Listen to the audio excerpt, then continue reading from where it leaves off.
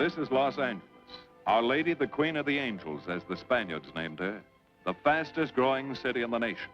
It's been called a bunch of suburbs in search of a city. And it's been called the glamour capital of the world. A mecca for tourists. A stopover for transients. A target for gangsters.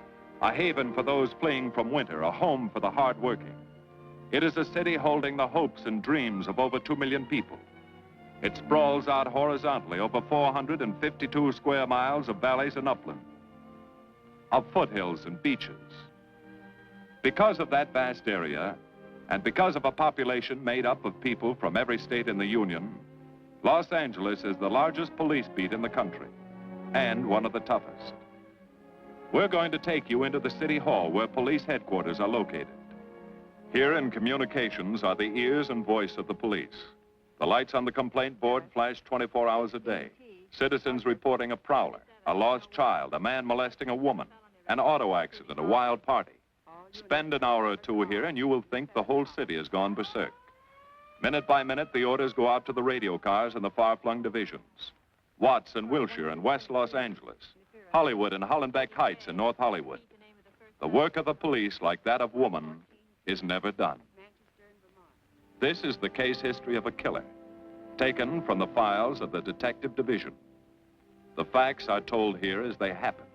The story properly starts here in Hollywood Division headquarters at 1 o'clock of a June morning last year. Officer Robert Rawlins had finished his tour of duty and signed out. It had been a tough day. He'd be glad to get home. His wife would be waiting up for him as she always did.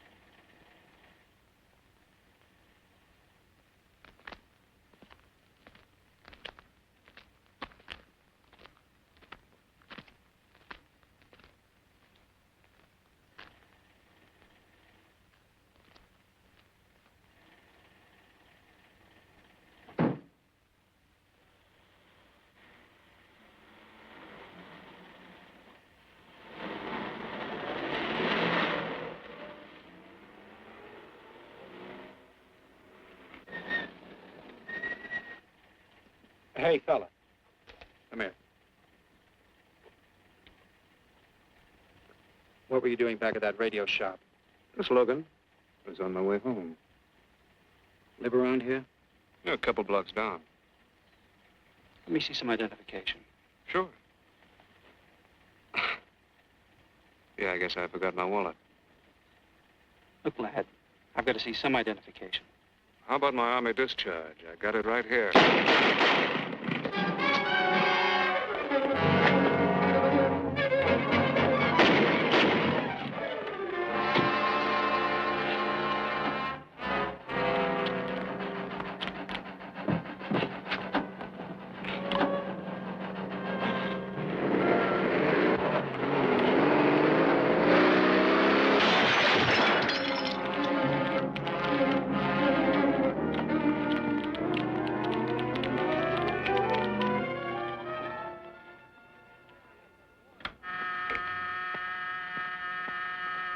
Police Department, Operator 27.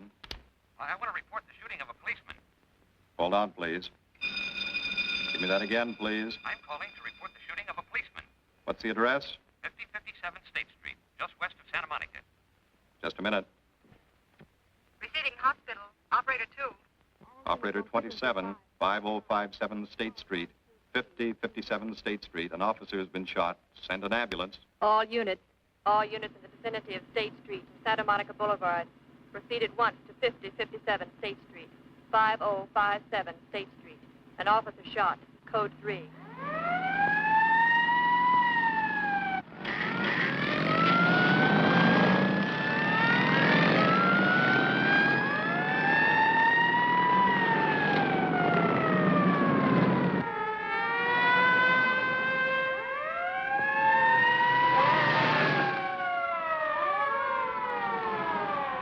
K to Control 1.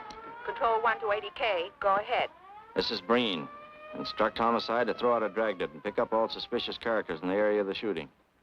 Also notify Sergeants Marty Brennan and Chuck Jones to report to me at the scene of the crime. Control 1 to 80K. Roger.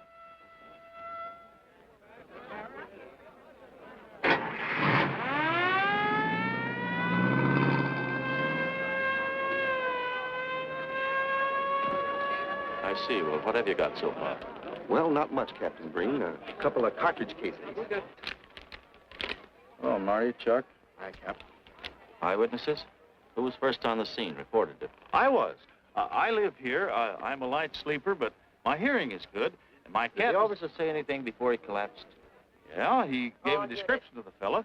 On He the was... shooting of the officer. Suspect is a white male American, age 26 or 7, 5 feet 10 or 11, 155 to 165 pounds, brown hair, regular features, pencil mustache. Repeat broadcast. All units. Is that about it? Yes, sir, exactly. And the officer kept saying, he looked like such a nice kid. He looked like such a nice kid. As if he couldn't believe what had happened to him. I see. Is that all? Yeah. Thank you very much. Yeah, well, anything else I can do, I'd be glad to help you. We may call you. Get his name and address, will you, Bob? This door been checked, Lee? Yeah, it's okay, Captain. Find anything? Nothing but some smudges so far. Found this in the glove compartment. I think it's nitroglycerin. Doesn't look quite right. Well, check it down at the lab. Right.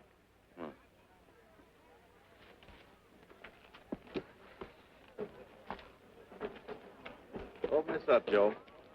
No key, Captain. Let's try it open. Give me that bar, Frank.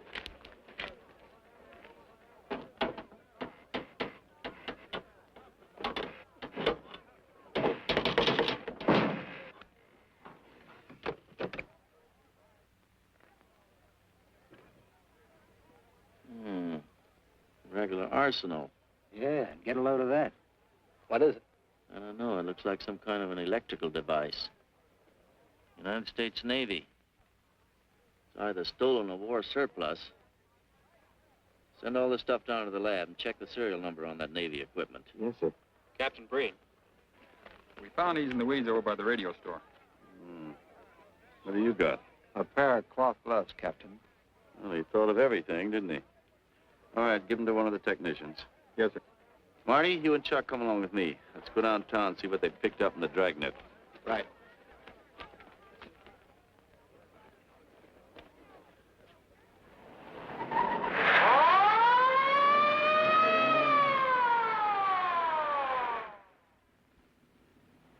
You know him, Marty?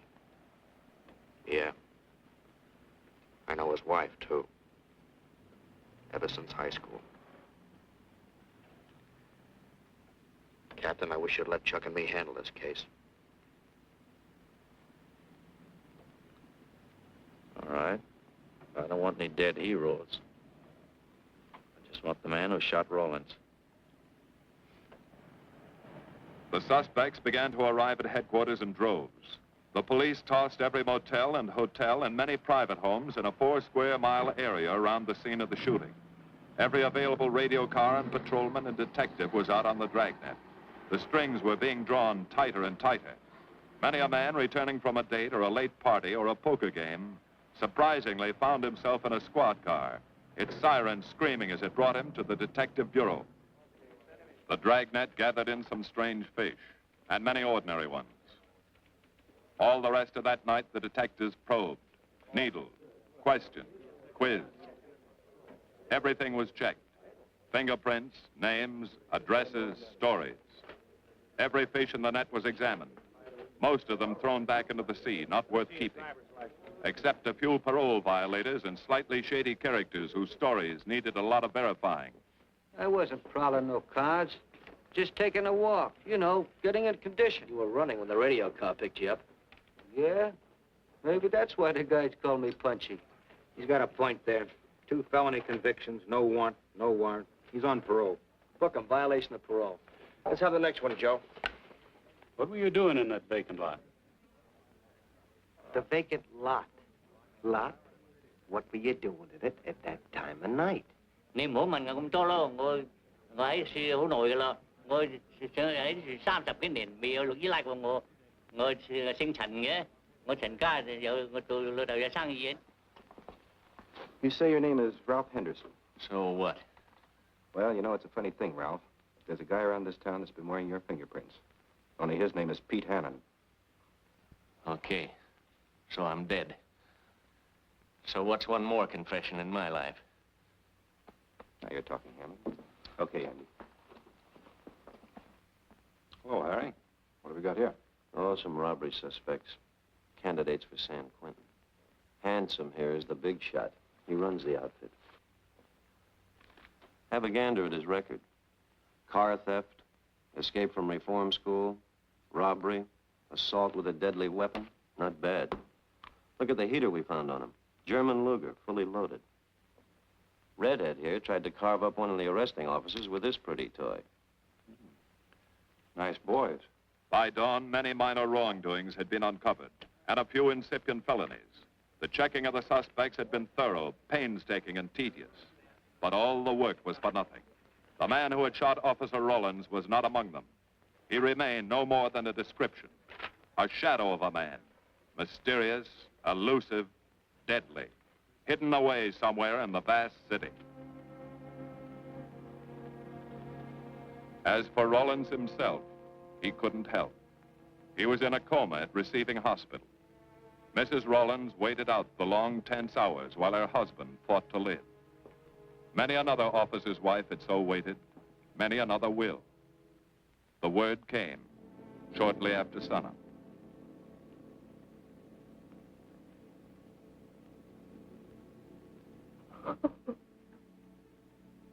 Oh.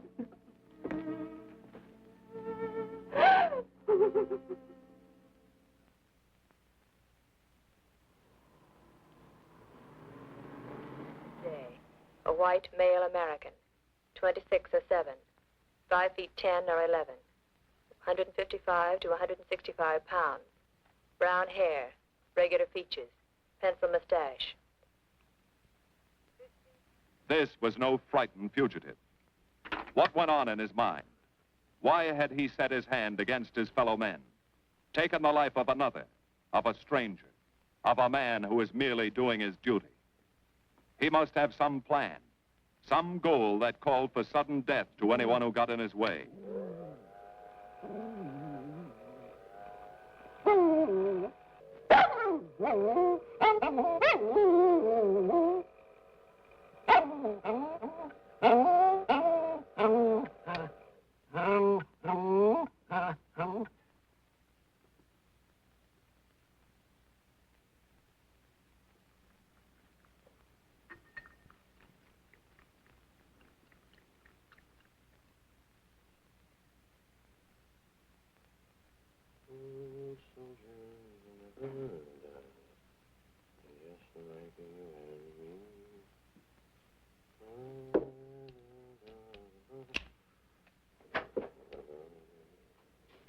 Good morning, boys.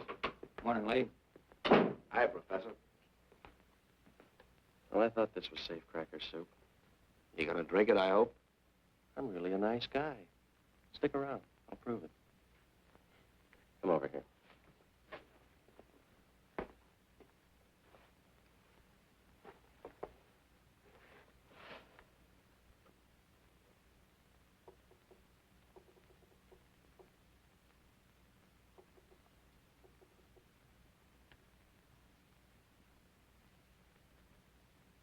Hold this for me, will you, Chuck? Thank you. Now, if you'll hand me that hammer, Marty. Thank you.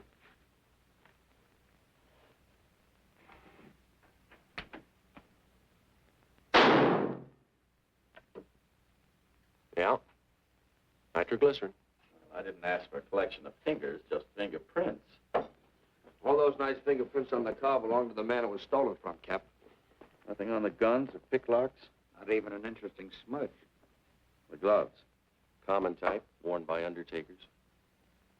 I'll check on them. They won't show anything. What did your scientific test show? A couple of little things.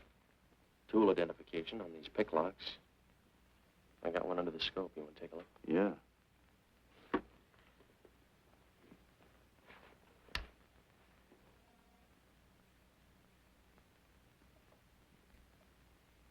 Take a look.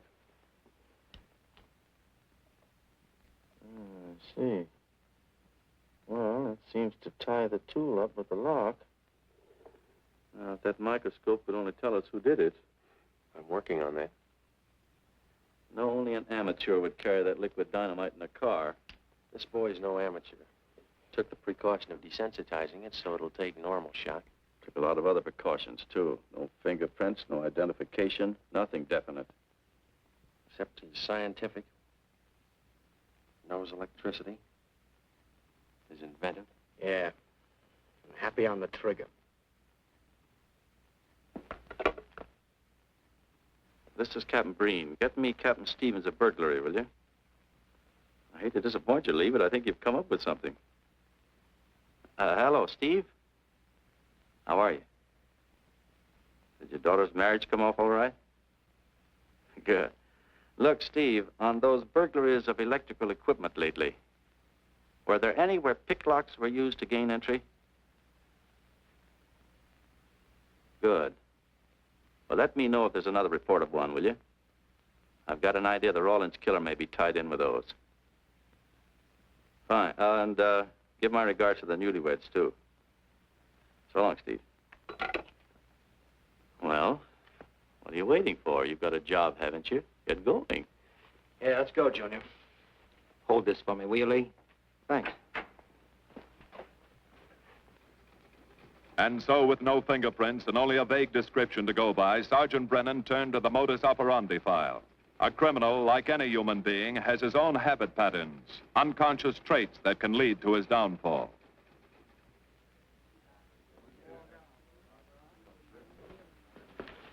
Well, there you are, Junior.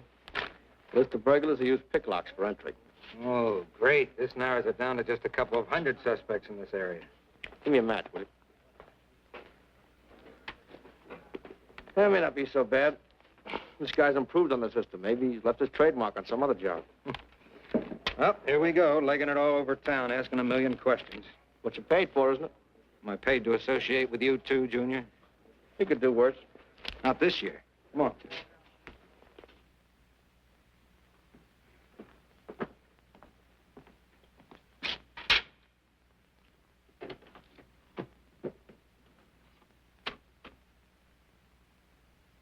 Car 12, car 12, in the 10,000 block on Mississippi. A 394-15 disturbance.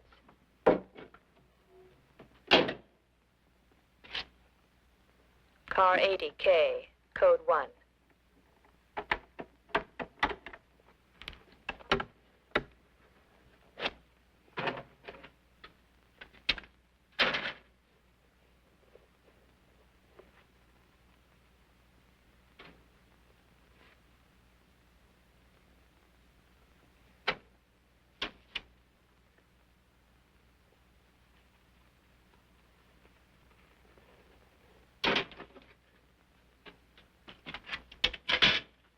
All units, on the broadcast of the suspect arrested in the shooting of Patrolman Rawlins.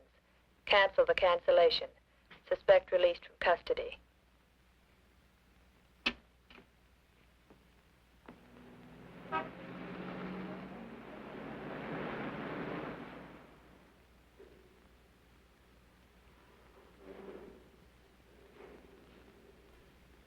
Oh, hello, Mr. Martin. You find Mr. Reeves in the machine shop.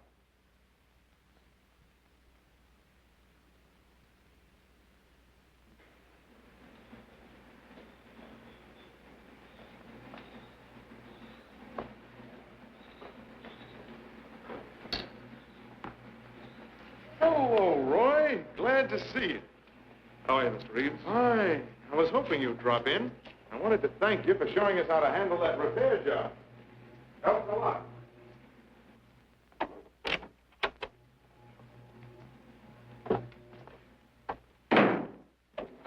Well, what have we got this time?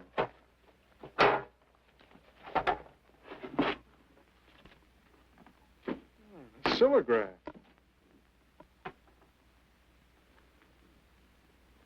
Well, there are plenty of these around, Roy. Not like this one. Yes, I see. I suppose, as usual, you've added your own improvements. You know, it seems wrong that a man of your talents should bother consigning equipment for rental.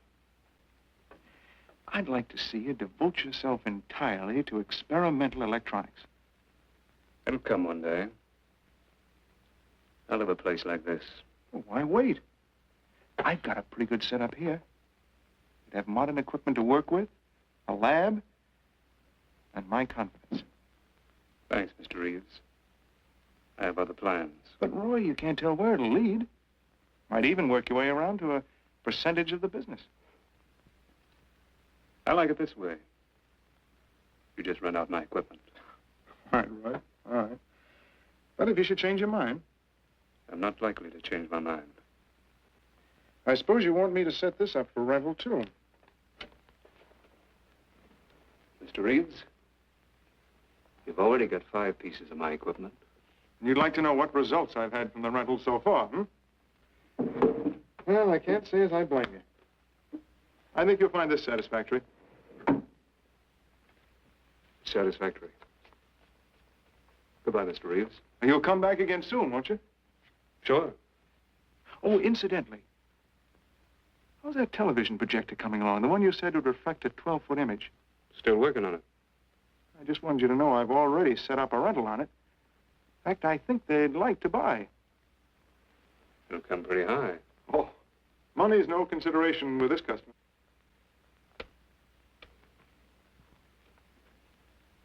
Tell him he can pick it up tomorrow. I thought you said it wasn't finished yet. It'll be finished.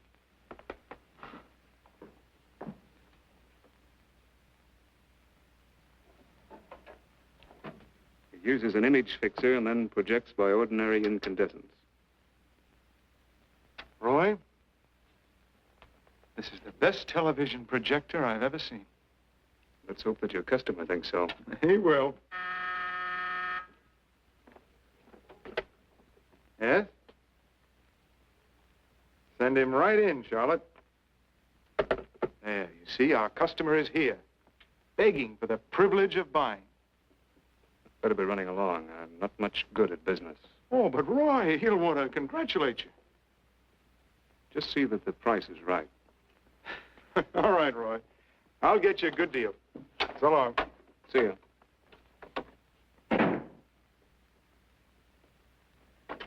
Well, Mr. Dunning, come in.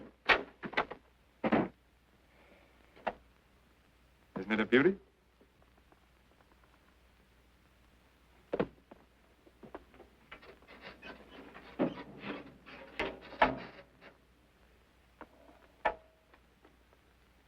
It's a beauty, all right.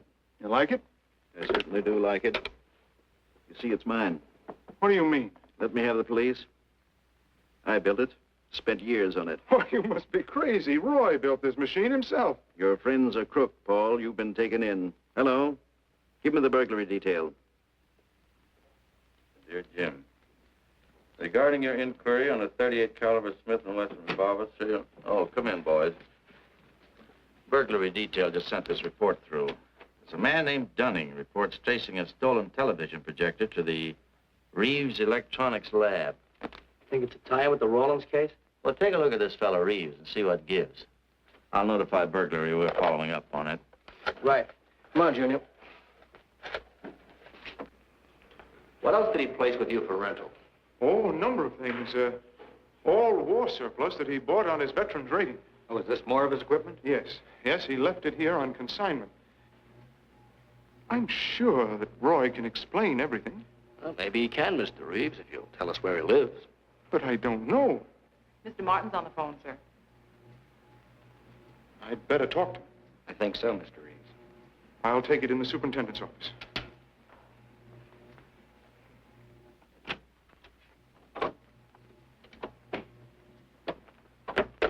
Tell him that you sold the set, and his money's waiting for him here. Find out what time he's coming by. Put Mr. Martin on.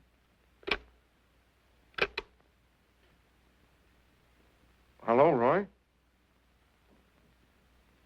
Yes, I've sold it. Your money is waiting here for you. Yes, I'll be working late tonight. What time will you be by? First thing in the morning. Well, maybe you better come in tonight, Roy. A couple of things I want cleared up. Like what? Oh, technical things. Besides, I don't like to leave the money in the plant overnight. How about 8:30? Fine. I'll see you then. I'll leave the front door unlocked.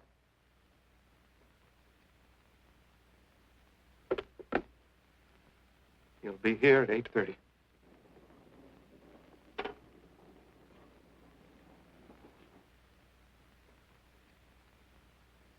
Well, I'll just run along home and get some dinner. We'd like you to stay too, Mr. Reeves. Why? For company. You want to cooperate, don't you, Mr. Reeves? Certainly. Good. Now, you just wait in your office. We'll be around. Very well. This way, gentlemen.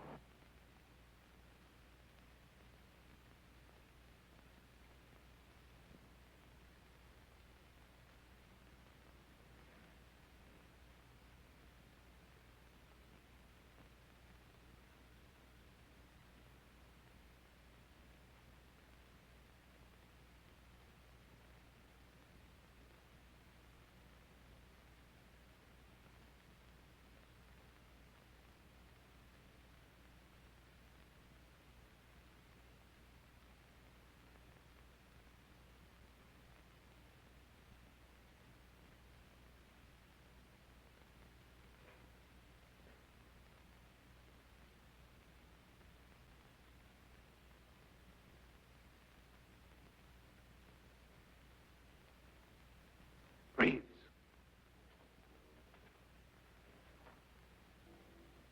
that you, Roy?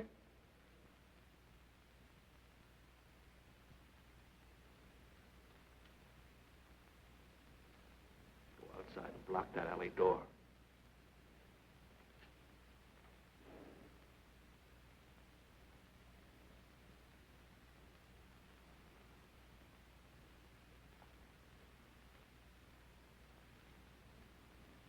Where are you, Roy?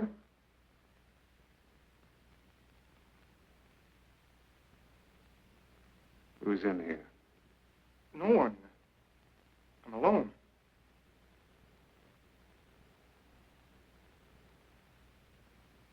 Come on in. I've got your money for you. Bring it out here. All right.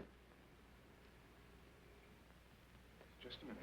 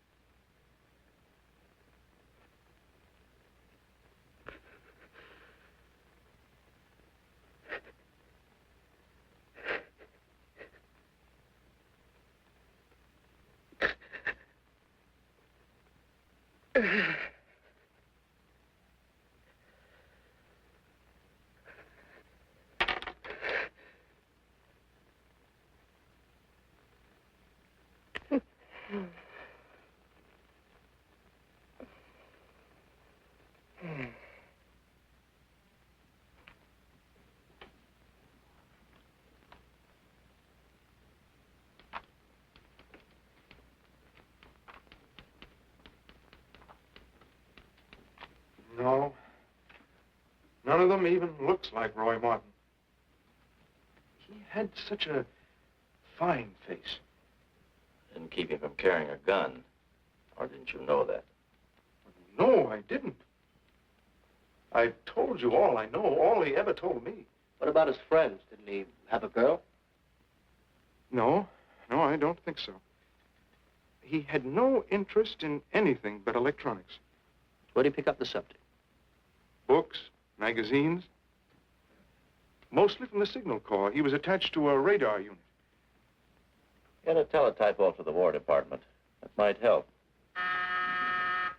Yes? Ready on your call to receiving hospital, Captain Breen. Hello, this is Captain Breen. What is the latest report on Sergeant Jones?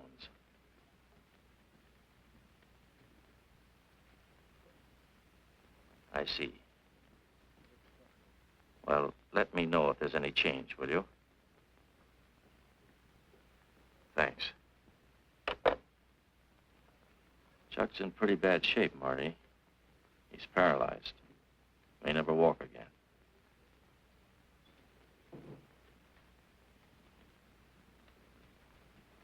Oh, I'm sorry. It's funny that Martin showed up at 7 when he told you he wouldn't be there till 8:30. I don't know why. Except he was always unpredictable. I'll tell you why. Because you warned him. That's why he came early. That's why he came in the back way. But you heard me tell him the front door would be open. And the key to let him in the back way? He must have had one made. Why don't you tell us the truth? Marty.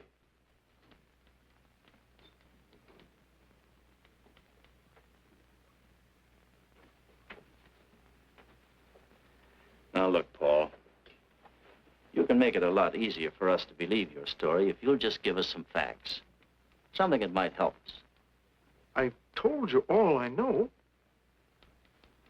I've been gullible, all right, letting him make a fool of me.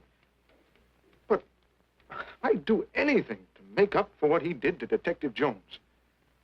Sure you would. You can go now. Oh, thanks. Thanks. My friends, they can vouch for my character. That's good. We'll call you if we need you. Thank you very much. I think he's telling the truth, Marty. I think he's just gullible, like he said. What about the stolen stuff he was trying to peddle for Martin? We'll use it for bait. Maybe Martin will come back for it. Then we can ask him. Here. Nevertheless, I want a 24-hour tail put on Reeves, and I want a watch on his home and his factory. Right. You can keep those. Okay, Cap.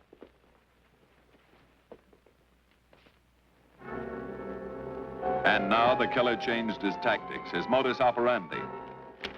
It would baffle the police. They always expected burglars to remain burglars, not go in for stick-ups. They'd never tie this up with him. So wearing a variety of disguises, coming and going like a shadow, ready to kill if cornered, he struck the bottle stores in a one-man blitz that had the robbery detail dizzy.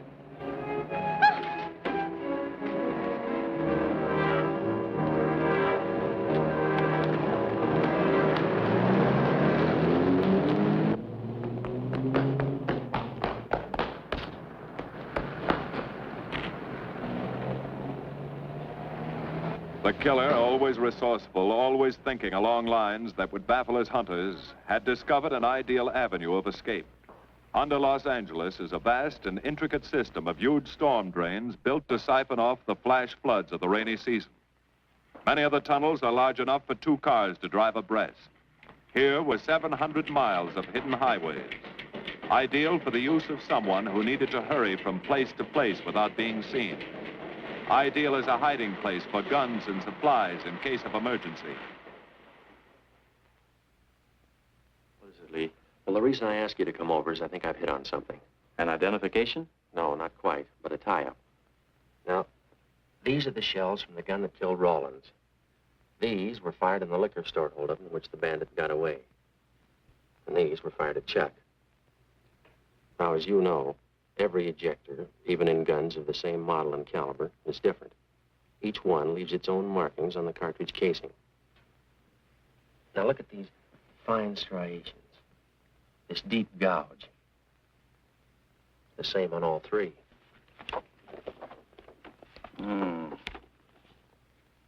In other words, the man who killed Rawlins and the man who shot at Jones and Brennan, the stick-up who's blitzing the liquor stores are all the same man. Right. All we need to know is what that man looks like. Get me Chandler and robbery, will you?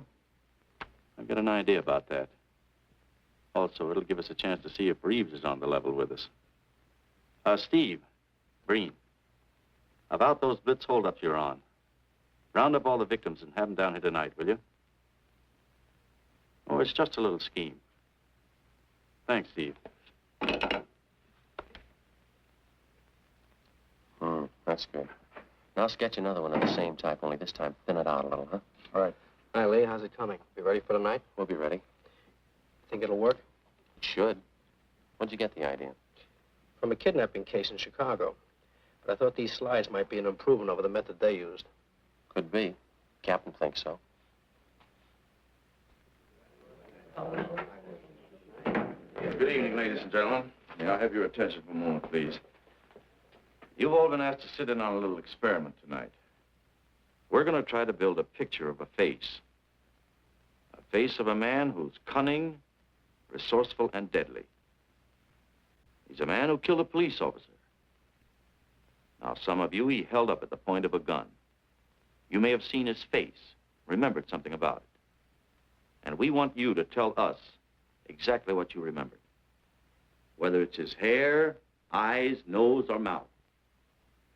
And we're going to try to put those pieces together so that they add up into a picture of the face of the man we want. Now, you can see how we're depending on you. Lights? Now, first, we're going to concentrate on the type of hair our man had. And if the picture looks anything like his hair, I want you to speak right up. All right, the first slide, Lee.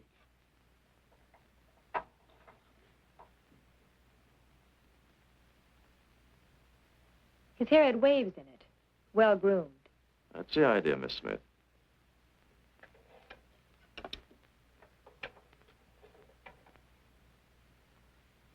Is that any closer? No, it was parted on the side.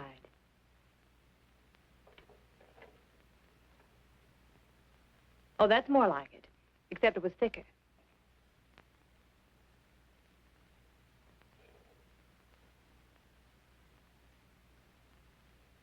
Oh, that's very close. Yes, that's the way his forehead looked. It was broad and high. All right, hold that slide. On the next series of slides, we'll take into account his eyes.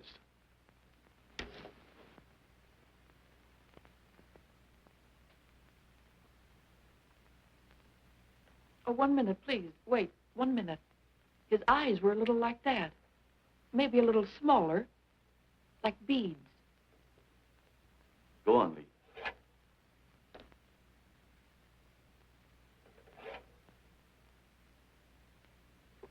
Now you've got it.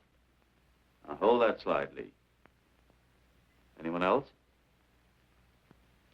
That looks like him, only a little madder. He had a patch over one eye when he come into my place of business. I remember noticing that the one showing was blue. Well, the guy that stuck me up had on horn-rimmed glasses. He was wearing a Band-Aid across his nose when he knocked me over. Uh-huh. All right, hold that, Lee. Well, so much for the eyes.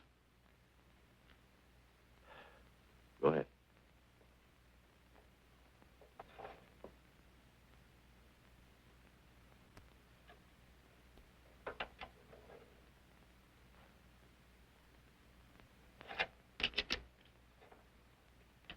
Señor Capitán. Yes, Miss Montalvo? Ay, ¿cómo se dice en inglés? A sus órdenes, señorita. Ah, qué bien. En este bandido, la nariz fue chata, como aquella, pero un poco más chata y más ancha. Like that, Captain, but more snubbed, wider. Try another one, Lee. Como aquella. Casi la misma. She says that's about it. Thank you very much, Miss Montalvo. Get Reeves. Any more comments? That's pretty close, all right. Pretty close. Perfect. All right, now we'll start on the mouth and chin. The next series, Lee. I think his lower lip stuck out more. The mouth was thin and mean, like it never laughed. Go ahead. Something like that, but thicker lips. There. That's it. That's him. All right, now hold that right there, Lee. Oh, come in, Mr. Reeves. Good evening, Captain. Did you ever see that face before? Why, it's Roy. Except for the hair being a little lighter and the eyebrows heavier, it's Roy. You're sure? I'm positive I'd know him anywhere. Lee, I want a retouched photograph. Now lighten the hair and give more body to the eyebrows. Right. Lights. That's all. Thank you very much. You've been a great help. It's positively amazing how you found out what he looks like. Well, we're looking for an amazing criminal, Mrs. Johnson. Thank you and good night. Good night, Captain. And so the face of the unknown killer, built up from fragments of evidence, was sent out all over the country. To chiefs of police, to sheriffs, to county constables and county jailers, to the wardens of prisons, to all postmasters and postal inspectors, to the agents of the Treasury Department, to the FBI.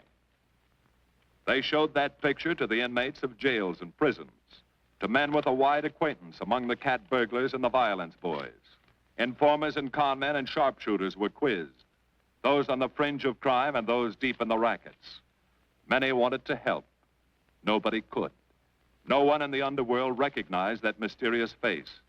He was as unknown as if he had lived in the 16th century.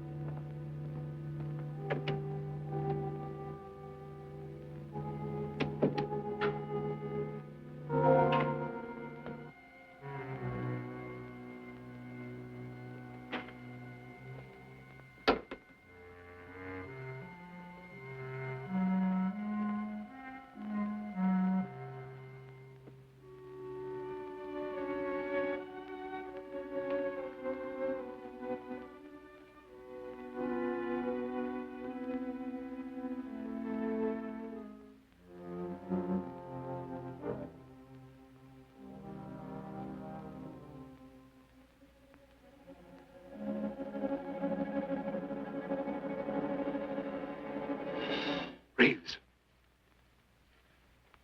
Roy. Listen carefully, Reeves. Control yourself. I know you're alone in the house. Act like you're alone. Cops are watching every move you make. The police here? They got you staked out like a muskrat hide, watching you around the clock. Here at your plant, tailing your car. Sit in that chair. Pick up 3 books.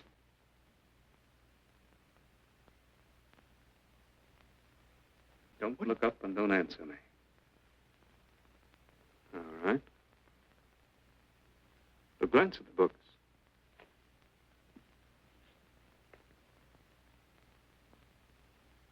Pick one of them.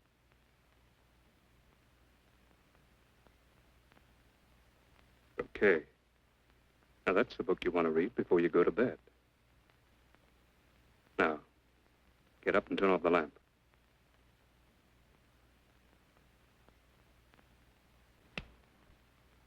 Come here. Come here.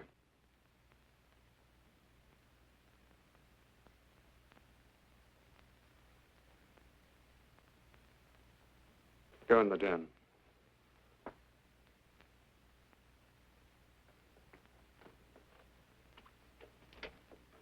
Pull those drapes tight.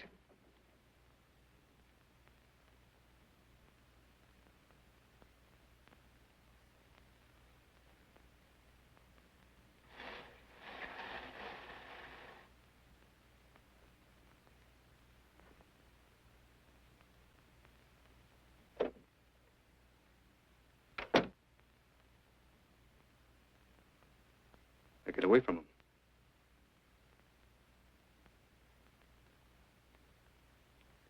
What do the cops know about me?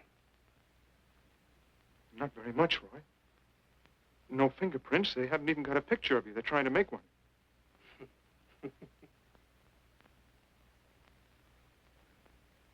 How much cash you got in the house?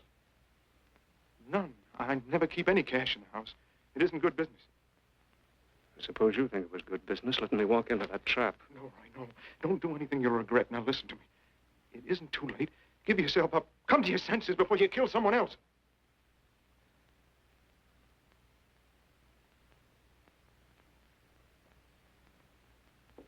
What do you mean, someone else? What do you mean? Nothing. The two officers, they said one of them might die. He's still alive, isn't he? Reeves? I never thought you'd stooge for the police. You almost got me killed. Roy, you know the police are right outside. You'd never get away with it.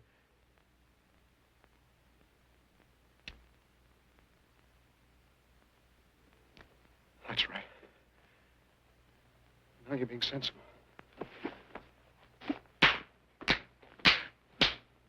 I know there's money here. Where is it? Don't worry. I'll get it.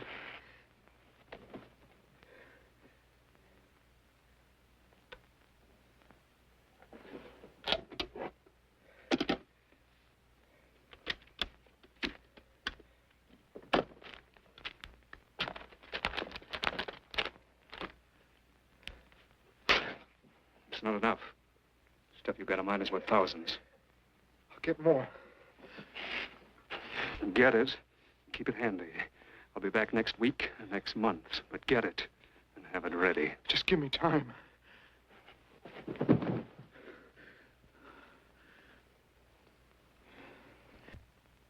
Oh! Look, I don't want policemen outside my house following me around. That's what made Roy suspicious. I'm leaving in the morning. I'm afraid I'll have to disappoint you, Paul. Unfortunately, you're our bait. I won't do it. I've done enough. Look, no one's done enough until we find this killer. I asked you to keep a sharp lookout on this house, Marty. I did. Two of the best undercover men in the department were assigned here. That didn't keep Martin from getting in. What's the matter? You tired?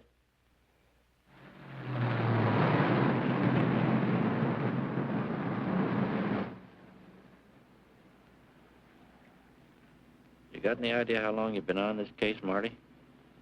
Months. Long enough to have come up with something by this time. You know any more about the Rawlins killer than you knew the first week? Yeah. He's about the toughest nut I've ever had to crack. That's what I told the chief when he called me in this afternoon and wanted to know why the case hadn't been broken. Look, Captain. Rawlins was a friend of mine. So's Chuck. I've got a bigger stake in this than the chief knows. I'm doing everything I can.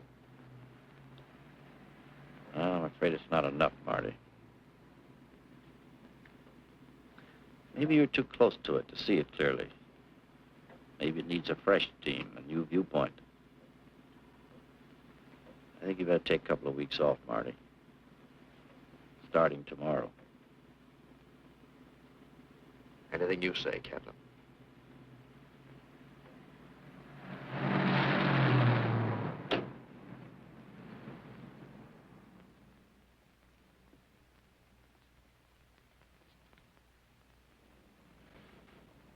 Hiya, Marty. Hi, Chuck. Meet Miss Scanlon, my new bodyguard. He's the one I've been telling you about. Oh, you mean the one with the steel trap brain? How do you do? Hello. Say, this guy been behaving? After a fashion. See, she takes me out in my go-kart, puts me to bed, wakes me up, dresses me. You're perfectly capable of dressing yourself now, Mr. Jones. I'll be back in a few minutes. Well, how's it been going, Junior? Oh, pretty good, Chuck, pretty good. Is that why you're off the case? How'd you know? Breen was in to see me this morning. Oh. Suppose he also told you they put a new team on the case. He told me everything. Yeah. Let's see what his new boys dig up. Well, maybe they'll examine the facts of the case a little more carefully. What facts? That our man's sharp, that he's intelligent and works alone, that he has no record, never leaves a fingerprint and knows every move we make? Sure, plenty of facts, only they add up to nothing. Sure, forget it. You got yourself a 10-day vacation. Go on down to the beach, get a suntan. By the time you get back, the case will be broken. Isn't that what you want? You know better than that. All I know is what I hear. You sit there batting your gums about how the old man let you down. Maybe he's trying to wake you up. He's got a funny way of showing it. There you go, flying off the handle. Always taking things for granted. I wish I could get up and boot some sense into you. He knew what this case meant to me. He still does. That's why he's trying to get you mad enough to do something about it. You don't really figure that's his idea, do you? I know it is. Ah, it's a tough case, Chuck. Not an angle, nothing to go on. You'd know what I meant if you were out working with me. I have been working with you. That's all I've had to do lately, just sit around studying what little facts we have, trying to figure out who he might be. You know the kind of a guy we're up against, then. I tell you, Chuck, this guy's a genius the way he operates. As if he were right there with us every time we go out after a lead. Oh, sure. Breen's been tipping him off just to make you look bad. Yeah, almost like that. Well, he beats us to the punch every time. There's your angle. You just hit it on the head, but you don't see it. Look, start adding. 1, he's unknown to the underworld. 2, he beats you to the punch, right? And 3, it's almost as if he were with you. Isn't that what you said? Yeah? Well, tie that up with a lot of other little things, like the fact that he uses a police gun and the accuracy of his shooting. Anybody could buy a police gun, and the Army could have taught him how to shoot. Yeah, but who taught him how the police operate? Oh, I know what you're driving at, Chuck. But a cop. Those things happen. Yeah. Now, if I were still in the case, I'd start with our own department first, then Santa Monica, Culver City, Burbank, Pasadena. See you later, Junior. Hey! Don't let him out of your sight, beautiful. It's the first time in years he's used his head.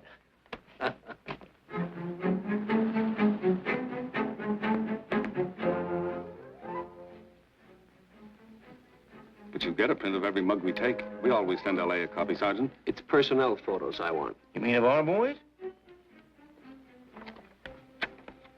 That's Roland's killer, isn't it? That's right. You've checked your own department. We did that first.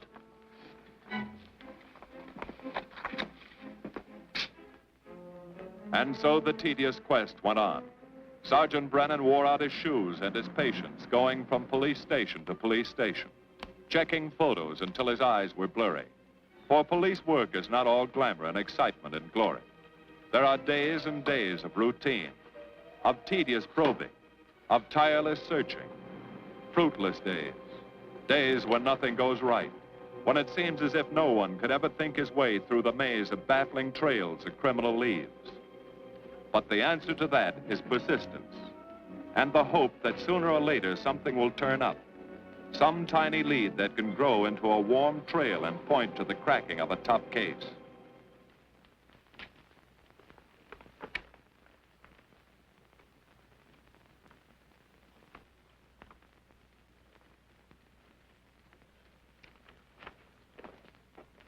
Well, that does it, boys. Can't say I'm sorry you didn't find him in here. I'd hate to think it was a cop. Doesn't seem to be anybody. Just a lot of pieces of a face that never existed. Do you mind if I see that again? Sure, frame it. Put it on your dresser. Wait a minute. He wasn't a cop. He was a radio technician right here in our dispatch office. What did you say? I'm saying he worked here in 42. Well, come on, give.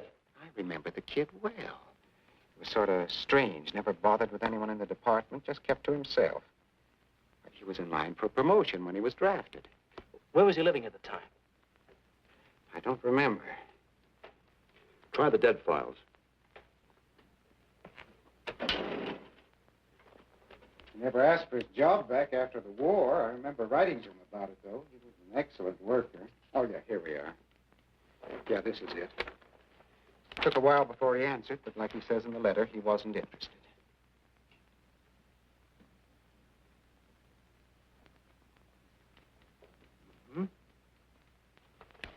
Postmarked Hollywood. No return address. What do you want us to do? All the work? Oh, thanks a lot, Freddie. You remember, he was a civilian employee.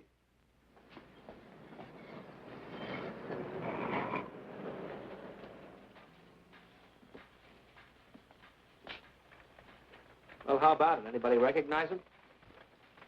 Not on my route. I never saw him before. Yeah, okay, fellas, thanks very much. I thought for a minute... No. And yet that face. I wonder. Yeah? Well, this may not mean anything, but he looks like a guy that's on my route. He never gets any mail, but I see him around there all the time. He lives in one of the courts. Where? Come on, I'll show you. It's not that easy. What time does your route take you past those courts? About 9 o'clock. Why? Just thinking.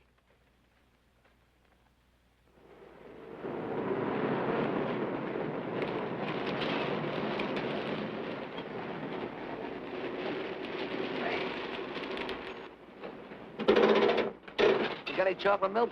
Sure have, buddy. Yeah. Thanks. Which apartment? Straight on back. Second in the yell. Number 7. Right. Kind of warm today, huh? Oh, it's not too bad for this time of the year.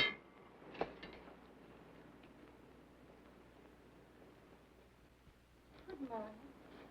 Morning. You're new in the route, aren't you? We had a substitute. What happened to the other fellow? Sick. Oh, what's the matter with him? I don't know. I catch everything. Hear about it on the radio, and next morning I got it. Too bad. You aren't very social. The regular fellow always stops and talks to you. Sorry, lady, I'm a little late this morning. I was hoping maybe you could help me. There's something very funny going on in this court. Yeah? I was scared to go to the police with it. I thought maybe I might be poisoned. What? Yeah. By the manager. She's a witch. She's a what? A witch. She puts poison in my milk. Oh, I see. Look, you switch the bottles when she isn't looking, see? Drink her milk. Then you'll be safe, right?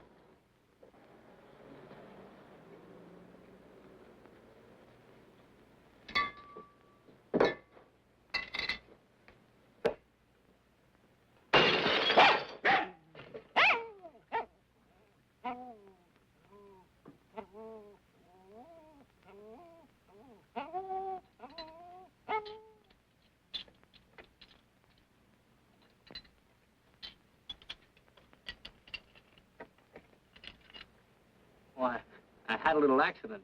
Got a mop, I'll clean it up. Leave it be. I'll clean it up myself. Okay, mister.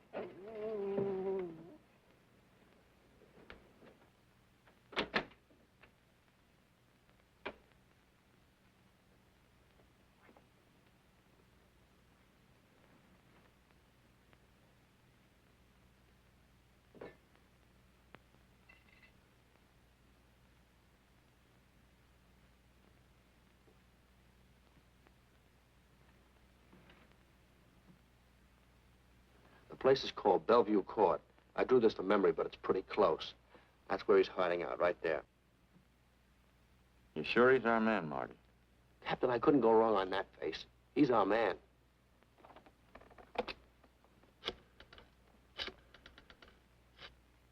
Now, there are 5 cottages in this area, and 2, number 6 and 7, in the L at the end of the row.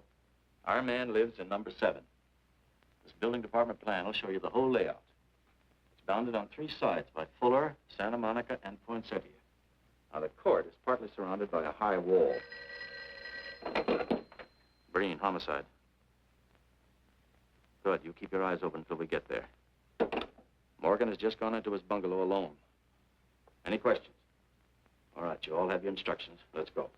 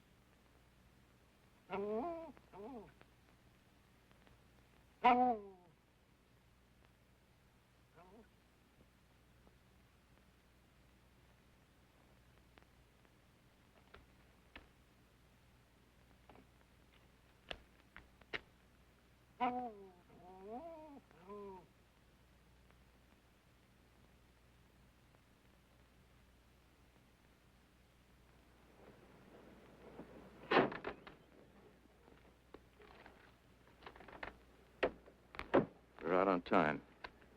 Wait 5 minutes, go around and block the side entrance. Keep your lights off.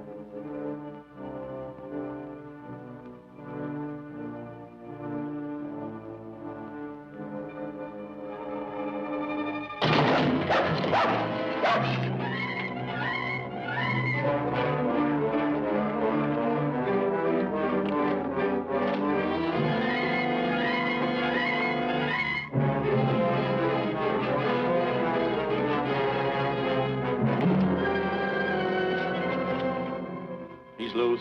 I want a radio car in a hurry.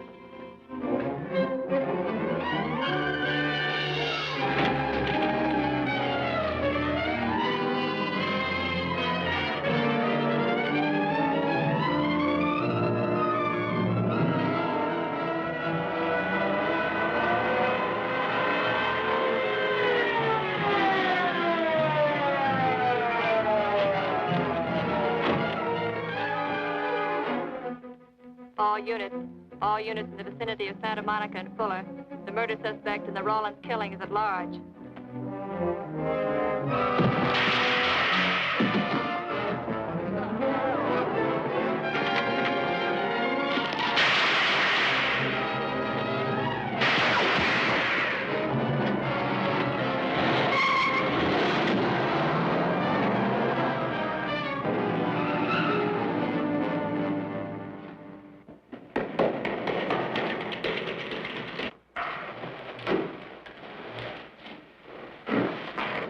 I want a map covering the storm drain system in this area.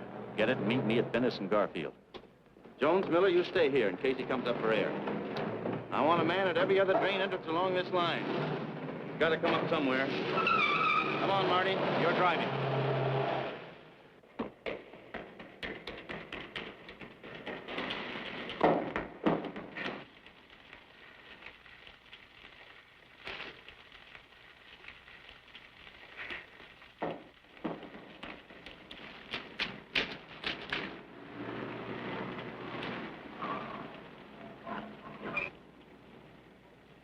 Keep this drain covered.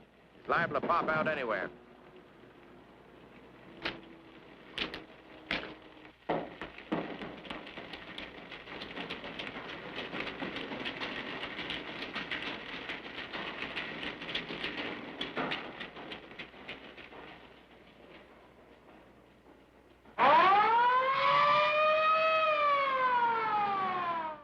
Why Venice and Garfield, Captain? It's the main intersection of the system. We can head him off that way. ADK to Control 1. Clear frequency 7. This is an emergency. Control 1 to all cars on frequency 7. Stand by. Control 1 to ADK. Go ahead. Notify homicide. Send the following to Venice and Garfield. 4 squads, battle lanterns, gas mask, tear gas. Urgent. This is a code 3. Control 1 to ADK. Roger.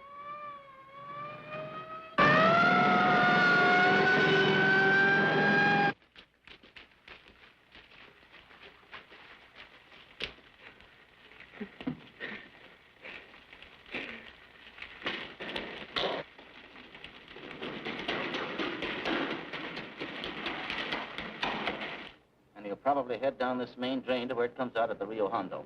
Now, you take your squad and cover that exit. Right. Keep all spare radio cars cruising back and forth along this main street. Watch the curb inlets. We'll go in here.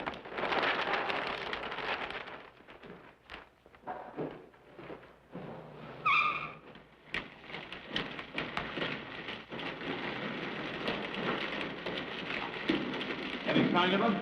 No. And we've searched every foot between here and the Rio Hondo outlet. Then he must be up ahead. Let's go.